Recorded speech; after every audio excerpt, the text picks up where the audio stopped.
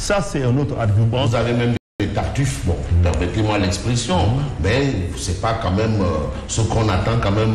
Il y a certains qui ne peuvent pas quand même occuper la fonction de chef d'État du Sénégal. Oui, forcément. Il faut bien un filtre, je veux dire. Tout le monde est d'accord qu'il faut un filtre. Mais le parrainage tel que pratiqué au Sénégal, c'est pas un filtre, comme disent certains, c'est un bouchon. Un bouchon. Un bouchon.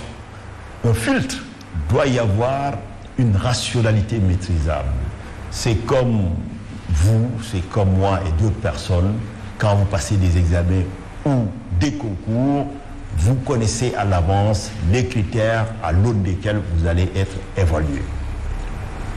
Aujourd'hui, le parrainage, rien de maîtrisable d'une certaine manière. Déjà, étonnamment, on vous demande de collecter des signatures. On vous parle de signatures, si tant est que les mots puissent avoir un sens et une signification. Mais on ne contrôle pas les signatures, on contrôle les données bêta et alpha, les numéros de pièce d'identité et autres d'une certaine manière. Ça, c'est le premier point. Et moi, ou quelqu'un d'autre, quand on se lève pour aller récolter les prétendues signatures qu'on nous demande et qui ne sont pas contrôlées par ailleurs, on n'a aucune certitude que la personne qui me parraine le fait de bonne foi et que lui-même, il ne maîtrise pas la validité de son inscription sur le fichier. Donc, tu viens, tu récoltes et tu pries le ciel, le bon Dieu, pour que les personnes que tu as croisées sur ton chemin puissent être des personnes authentiques et de bonne foi. Ça n'a pas de sens. Il faut qu'il y ait une rationalité. Tout le monde est d'accord qu'il est temps d'organiser l'espace public sénégalais. On ne peut pas accepter que n'importe quelle personne, effectivement, se lève, il déclare une candidature, même s'il n'a pas l'intention d'aller jusqu'au bout de sa logique d'une certaine manière, mais tout cela doit être organisé. Et pas dans le désordre, comme je disais tout à l'heure. Mais justement, mais pourquoi vous n'avez pas participé au dialogue? Je vais en finir. Je vais en arriver. Oui. Aujourd'hui, vous m'avez dit les réformes. Comment je vois les choses. Oui. D'abord, pourquoi je n'ai pas participé au dialogue? Pour deux choses. Vous savez, moi, j'étais à la salle des banquets à l'ouverture du dialogue politique en mai 2019. Oui. À la sortie, j'ai dit à vos confrères, je pense de la RTS, que mon sentiment était que dans la manière dont tu avais évoqué la question, en tout cas, dont la question a été évoquée par Macky Sall, j'ai l'impression que, en tout cas, c'est un discours inhabituel et que nous devons accorder une présomption de bonne foi. Il avait rassuré tout le monde en disant qu'il n'est plus dans des histoires de calcul politique. Et par ailleurs, de toutes les façons, il en a terminé. Et maintenant, ce qu'il veut, c'est qu'on organise bien les choses. Je dis maintenant, par contre, le dialogue politique ne doit pas être une stratégie politique, ni pour le pouvoir, ni pour l'opposition. D'accord. Et il avait pris l'engagement d'appliquer toutes les recommandations qui sortiront de ce dialogue sans changer une virgule. Alors, résultat des courses, non seulement bon nombre de recommandations n'ont pas été appliquées, comme le financement des partis politiques, le statut de l'opposition, et j'en passe sur plein d'autres choses, mais surtout, le dialogue politique a été l'occasion pour une partie de l'opposition, mais de migrer vers le pouvoir. La transhumance. Alors, c'est pourquoi plutôt on s'est dit que déjà avant d'aller répondre à un nouveau dialogue, qu'il commence par appliquer les conclusions qui ont été actées lors du précédent dialogue, qui s'est passé dans des conditions très difficiles pour ceux qui y participaient en pleine période. Le dernier dialogue s'est passé sans vous et les décisions seront appliquées aussi sans vous. Non. Est-ce que la politique de la chaise vide ne vous a pas coûté cher? Alors, non, ça ne nous coûtera pas cher parce que nous allons poursuivre le combat jusqu'au bout. Cette loi, aujourd'hui, puisse être publiée au journal officiel, ou en tout cas, une fois qu'elle est validée, dans les jours à venir, comme elle soit promulguée. Non, avant sa promulgation, nous allons l'attaquer. Ah bon? Oui. Vous allez l'attaquer où? Devant le Conseil constitutionnel. Mais elle va vous afficher l'incompétence. Non. Là, c'était le dernier maillon. C'était le dernier maillon de la chaîne. Vous savez pourquoi? J'ai été devant la Cour de justice de la CEDEAO contre l'État du Sénégal, au nom de l'Union sociale libérale. La Cour nous a donné raison. Il a donné un délai à Macky Sall. Macky Sall n'a pas respecté. Premier point. Deuxième point, c'est qu'en juin de l'année dernière, vous m'avez vu mener le combat devant la Cour suprême lorsque, effectivement, le ministre de l'Intérieur avait pris l'arrêté pour fixer la date des élections locales. C'est vrai ou pas? Vrai. En ressuscitant le parrainage qu'ils avaient écarté pour les élus. Donc, nous avons saisi la Cour suprême pour leur dire que vous êtes le juge de la légalité administrative.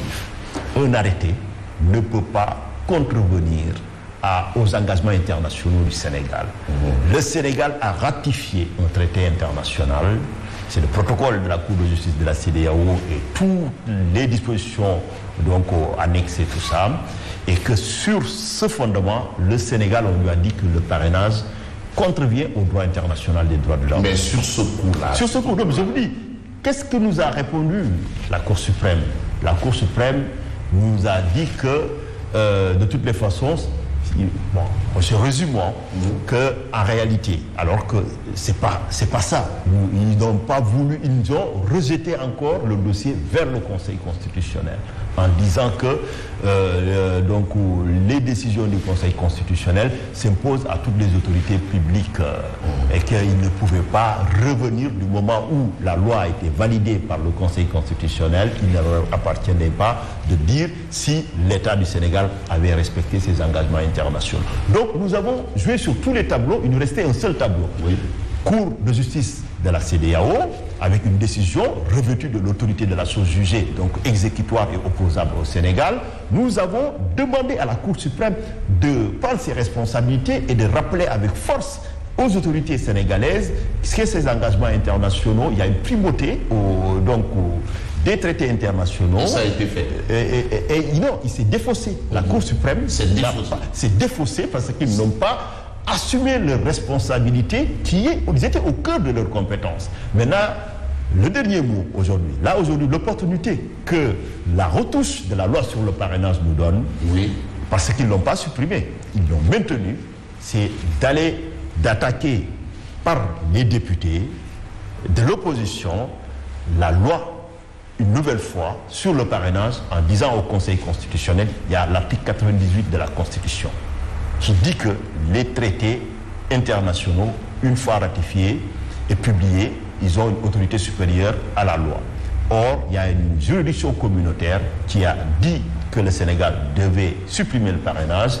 À l'époque, vous vous rappelez, il y avait un débat. Ils ont dit qu'ils vont même saisir la Cour de justice de la CEDEAO en recours en interprétation en disant qu'il fallait que la Cour précise qu'est-ce qu'elle entendait par supprimer. J'avais dit que ce serait vraiment ridicule d'aller jusqu'à Abuja pour demander que signifie supprimer. Supprimer, ça veut dire le sens ordinaire. Oui, mais ça c'est votre explication un peu de ce que vous pensez d'eux. Mais aujourd'hui, on a un fait clair. Oui.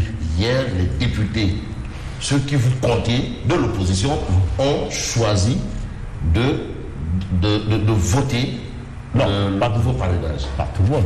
Oui, mais sur un fil de rasoir. C'est-à-dire aujourd'hui, avec 15 députés, cette loi peut être attaquée, comme j'ai dit, devant le Conseil constitutionnel. Et ce sera attaqué devant le Conseil. Mais est-ce que c'est pas peine perdue? Non, c'est pas peine perdue. Non, parce qu'il y a des choses... Non, c'est pas un coup d'épée. Parce que le Conseil constitutionnel, s'il le dit, le Conseil constitutionnel va se délégitimer. Parce que je vois mal un Conseil constitutionnel, que ce soit au Sénégal ou même dans n'importe quelle autre dictature, y compris en Birmanie, dire que les traités internationaux n'ont pas une primauté sur le droit interne que l'État prend après une décision de justice communautaire. Et pour clore ce chapitre, oui, je vous rappelle que c'est sur ce même protocole que la CEDEAO avait donné un mandat politique à Macky Sall pour aller défendre la démocratie en Gambie. C'est sur ce fondement-là que Macky Sall a mobilisé nos forces de sécurité et de défense, a parcouru des milliers de kilomètres et entré en violation de la souveraineté, en Gambie, en violation de sa souveraineté, parce qu'il y avait un président élu, mais c'est parce que ce mandat-là est obligatoire. C'est pour ça que c'est imposé. Si le Sénégal est souverain, le Sénégal n'est pas plus souverain que la Gambie. Si on accepte que ce protocole n'est pas obligatoire pour les États, Macky Sall aura commis une agression armée contre le territoire gambien et qui est un des crimes les plus graves sur le droit international. Donc ça n'a pas de sens.